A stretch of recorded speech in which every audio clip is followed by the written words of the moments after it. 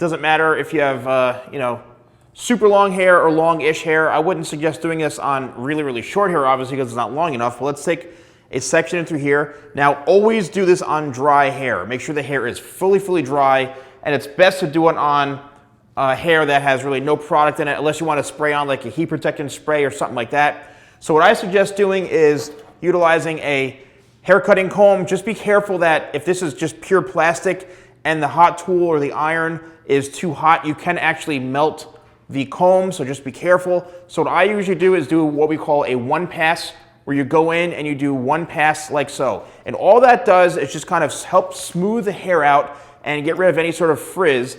And then what you can do is you can take the section like this. I'm utilizing my pinky as well. The pinky works as a great tool.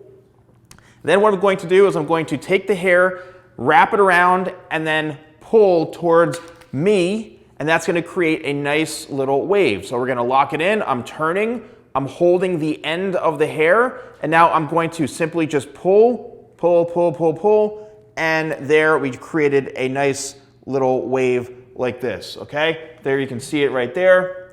All right, next you can take the next section like so, and then it really depends on you on how, you know, tight you want to have the waves or how loose you want them, which direction you want.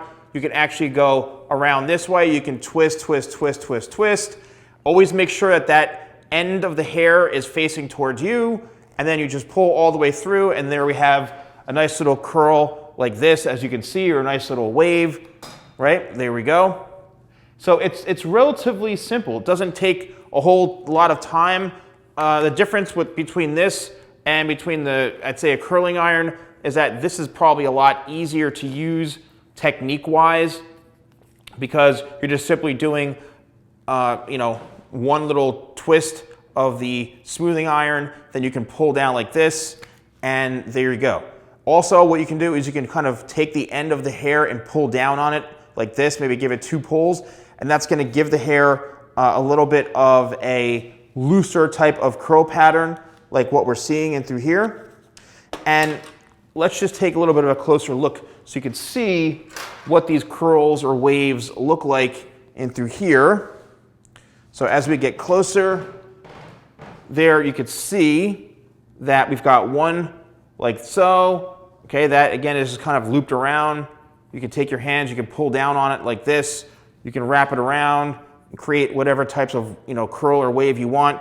If you want to brush this through with your fingers, that's going to give it kind of this more softer type of texture, and it's going to give you, you know, any sort of movement you want. Again, you can do this in however intense or however much of a curl wave you want. It really depends on you. You know, the closer you do it to the scalp, then the closer and higher up it's going to be. The lower you do it, it's going to be a lot lower down and through the bottom and through here. But it's a great way to create any sort of wave or any sort of texture in your hair.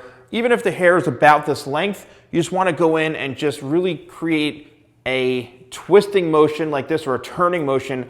The more hair you take in the section, the more that, or the less that's going to actually be waved. It's going to be more of a looser wave. If you take a smaller section of hair like this, you're going to have a lot more curl or a lot more wave. So, you know, think about that when you're doing it. Then you can finish it off with whatever styling product that you want, and you're good to go. So thank you so much for watching, and I'll see you soon.